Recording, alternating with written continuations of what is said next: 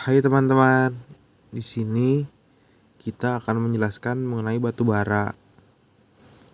Pasti kalian sudah tidak asing lagi kan dengan kata batu bara?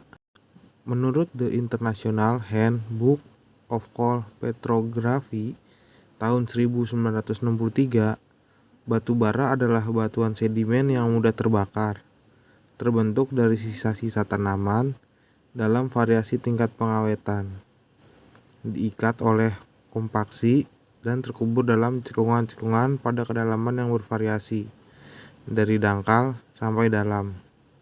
Nah, secara sederhananya, batu bara adalah bahan bakar hidrokarbon yang terbentuk dari tumbuhan-tumbuhan dalam lingkungan bebas oksigen dan terkena pengaruh temperatur serta tekanan yang berlangsung sangat lama.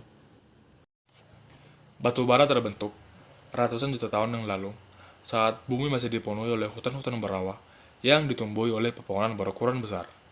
Seiring berjalannya waktu, pohon-pohon tersebut tumbang dan mengganang di dasar hutan rawa tersebut.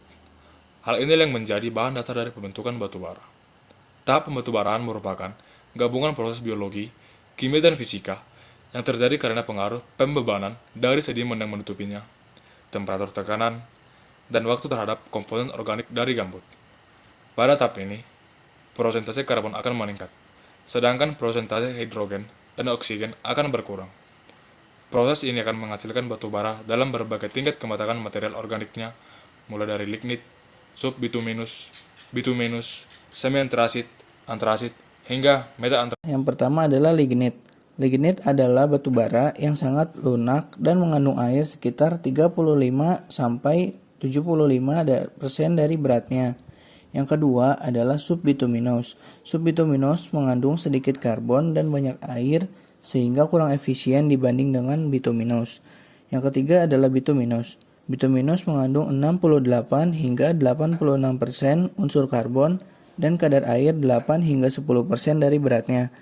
Yang keempat adalah antrasit.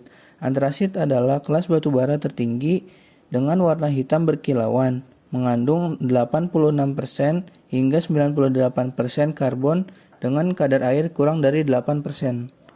Diproduksinya batu bara ini dikarenakan memiliki beberapa manfaat sebagai berikut. 1. Untuk menghangatkan ruangan. 2. Untuk industri kertas. 3. Untuk pembuatan pupuk. 4. Untuk industri berbahan aluminium. 5. Untuk industri pembangkit listrik. 6. Untuk industri farmasi obat-obatan. 7. Untuk industri semen. Dan 8. Untuk industri baja dan lain-lainnya. Seperti membantu proses pengolahan dari biji plastik menjadi plastik siap pakai, di mana batu bara menjadi bahan bakarnya. Bentuk sampingan dari batu bara juga membantu menyempurnakan proses pewarnaan plastik yang sudah diolah. Batu bara juga memiliki dampak negatif khususnya pada lingkungan. Ketika diproduksi, batu bara dapat mencemari tanah, air, dan udara.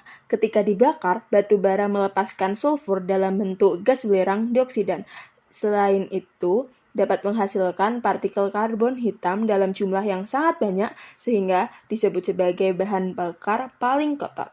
Bagi makhluk hidup, partikel hasil pembakaran batu bara dapat masuk ke paru-paru dan menyebabkan penyakit pernafasan. Perkembangan batu bara di Indonesia bagaimana sih? Batu bara di Indonesia tersebar di berbagai pulau, terutama di Pulau Sumatera dan Kalimantan. Indonesia adalah negara yang kaya akan sumber daya alam, termasuk tambang batu bara. Indonesia menghasilkan sekitar 400 juta ton batu bara pada tahun 2016, sehingga menduduki posisi kelima produsen terbesar kelima batu bara di dunia setelah Cina, Amerika Serikat, Australia, dan India. Tambang batu bara di Indonesia antara lain tambang Tanjung Enim, tambang Kuala Timur, tambang Ombilin, tambang Muara, tambang Sangatta, dan lain-lain. Berdasarkan data terakhir dari Badan Geologi Kementerian Energi dan Sumber Daya Mineral, cadangan batu bara di Indonesia mencapai 26,2 miliar ton. Dengan produksi batu bara 461 juta ton tahun lalu, maka umur cadangan batu bara masih 56 tahun apabila diasumsikan tidak ada temuan cadangan baru. Rata-rata pemanfaatan dalam negeri tersebut terbesar diperuntukkan untuk kelistrikan yaitu 83% dan selebihnya untuk industri semen, pupuk, tekstil pulp, metalurgi, briket, dan lainnya sebesar 17%. Selain pemanfaatan dalam negeri, Batubara juga diekspor dalam rangka kontribusi terhadap pengeluaran negara. Beberapa negara tujuan ekspor antara lain Cina sebanyak 51 juta ton, India sebanyak 46 juta ton, dan Jepang sebanyak 22 juta ton, di samping 25 negara lainnya. Terima kasih. Mungkin cukup sekian dari kelompok saya. Wassalamualaikum warahmatullahi wabarakatuh.